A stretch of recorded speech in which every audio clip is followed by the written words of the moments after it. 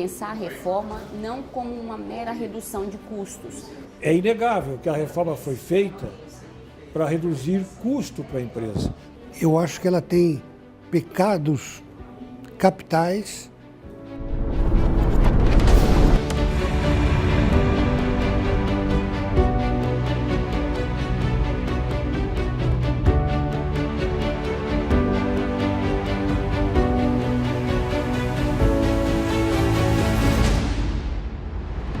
A reforma trabalhista modificou bastante o processo, fez inserções de partilhar responsabilidade entre as partes. Por exemplo, agora tem critério para litigância de boa-fé e punição para quem não litiga de boa-fé.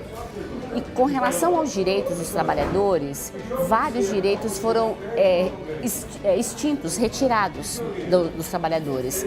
Por exemplo, a hora in itinere, a necessidade de concordância do sindicato com o banco de horas. O que eu penso é que nesse momento é preciso ter muita parcimônia, muito cuidado, muita cautela, porque as coisas ainda são muito novas, ainda falta muito tempo antes de entrar em vigor, embora esteja se aproximando. Então eu sugiro que os empresários tenham cuidado e parcimônia.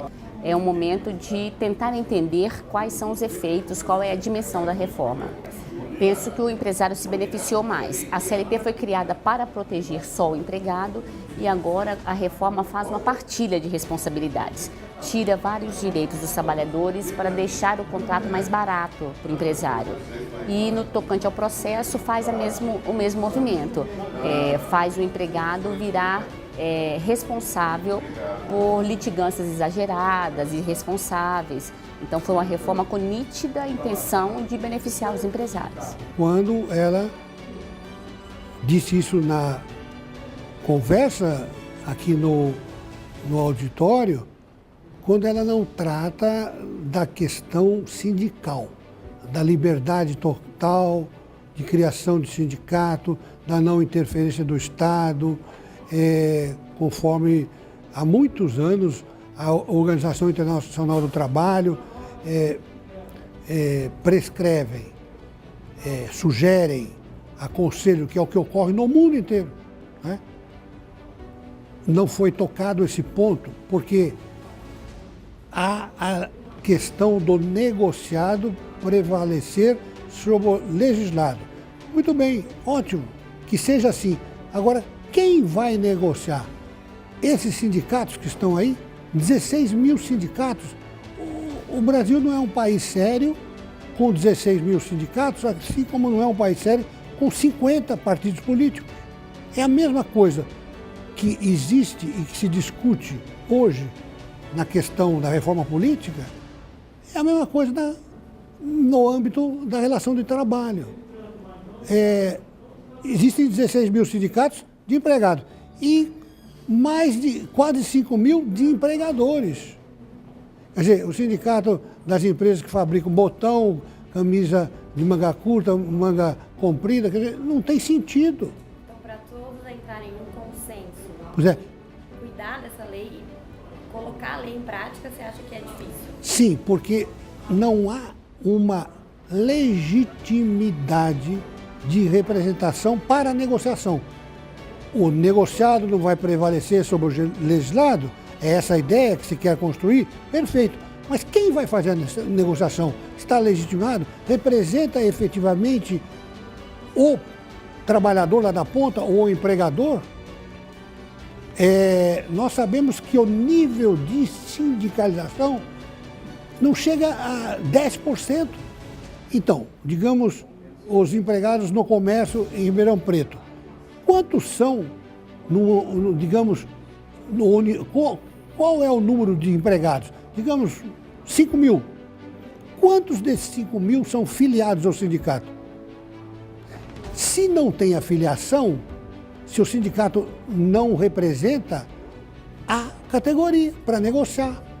E o que você falar de sindicatos aí que só existem para receber o dinheirinho da contribuição sindical. Então, este é um grande problema que, de alguma forma, compromete a reforma trabalhista. E tem um tópico muito importante que acho que vários trabalhadores eles vão ter algumas dúvidas. em andamento.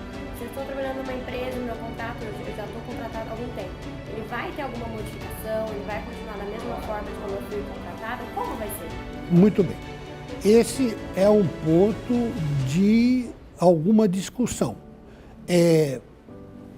Há situações que decorrem da lei e vão ter aplicação no momento em que a lei entrar em vigor, dia 12 de novembro deste ano.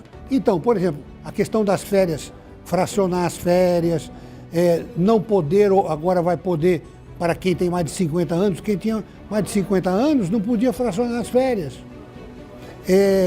A questão de instituir a jornada 12 por 36, a questão da compensação, o ideal, diante da possibilidade legal, será fazer um termo aditivo do contrato de trabalho para, no interesse do empregado e da empresa X, a empresa X, olha, eu vou precisar que isso fique claro, vamos fazer a compensação, o banco de horas no mês. Então, em determinado dia, eu vou trabalhar até 12 horas, mas daí eu vou compensar nos dias tais e tais, os dias de pico.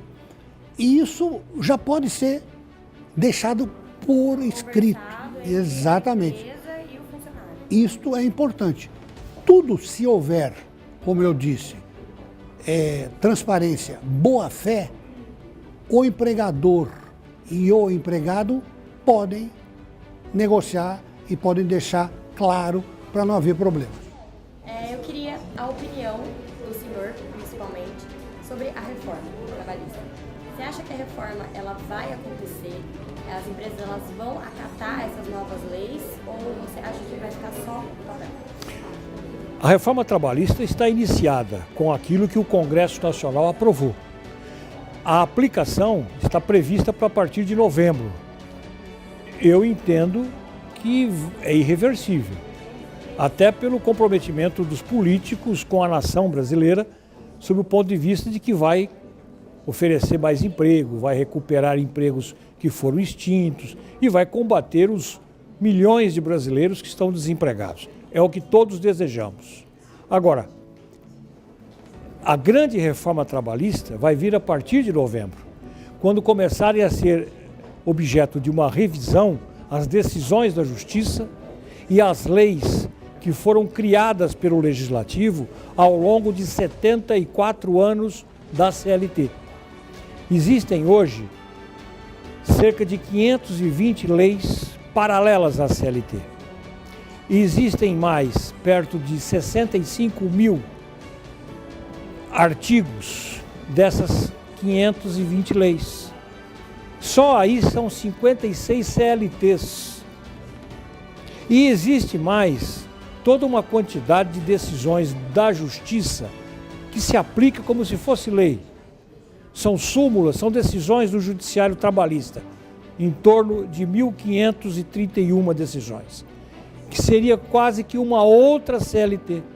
Então, é preciso agora revisar, para saber o que é que está em vigor e o que não está. Quem vai decidir isso são as empresas, na aplicação da reforma, com os seus advogados, com os seus contadores, com o seu pessoal de recursos humanos e o judiciário. A Justiça do Trabalho vai ter que revisar a sua jurisprudência, porque as coisas não são mais como eram. Você citou na sua palestra que você acabou de dar sobre as férias. As férias ainda é um ponto que tem uma certa discussão entre o trabalhador e a empresa. O que mudou nas férias que eram antigas e agora com essa nova reforma? Com a reforma, as férias, a empresa vai ter que negociar com o seu empregado, negociar na própria empresa, não é com o sindicato, se as férias vão ser partidas em períodos ou num único período, como até agora se praticava. Depende de negociação. Essa negociação para a empresa é bom, reduz aquele custo centralizado. Num período só de férias, você tem todos os encargos a serem assumidos pela empresa. Quando você parte essas férias, você vai diluir o custo das férias. Para a empresa foi bom. Agora precisa ver se os empregados vão concordar. E outra coisa que eu queria perguntar também. Quem se beneficia mais com essa reforma? A empresa ou o funcionário? É inegável que a reforma foi feita para reduzir custo para a empresa. Nós apresentamos uma redução de custos a partir de folha mensal, na dispensa do empregado, nós apresentamos redução de custos. É o objetivo que essa reforma nos colocou. Eu acredito que com o tempo a gente vai conseguir saber os efeitos. Agora, quem perdeu mais está evidente, foram os trabalhadores. Quando disseram que os trabalhadores não estavam perdendo, não foram corretos em afirmar que os trabalhadores não perderam. Perderam, porque foi só fazendo com que os trabalhadores percam que a empresa pode reduzir custos e oferecer mais empregos, conservar empregos. Essa é que é a realidade brasileira. Então saiu melhor economicamente para a empresa. Para a empresa foi uma necessidade para ela continuar oferecendo empregos, para não aumentar o desemprego e tentar, num prazo que não era no dia seguinte, reverter o quadro e diminuir o desemprego.